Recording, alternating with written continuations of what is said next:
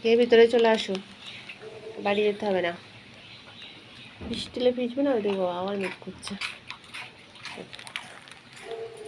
বাঘা বাবা আমার যায় না, কি সুন্দর বাঘা বসতার বাচ্চা। বেবি একটু কম বলছে, বেবি বৃষ্টির মধ্যে বাঘা তো তাও টুক করতে পারবে আশির কাছে, তাই না বাঘা? তোর পায়ে ব্যথা, পায়ে নামাতে পারে না নিচে, আশির টুকানো কি করে, হাঁটতেই পারে না ঠিকঠাক। খেলো কেন শুয়ে পড়ো, বাইরে যেতে হবে না।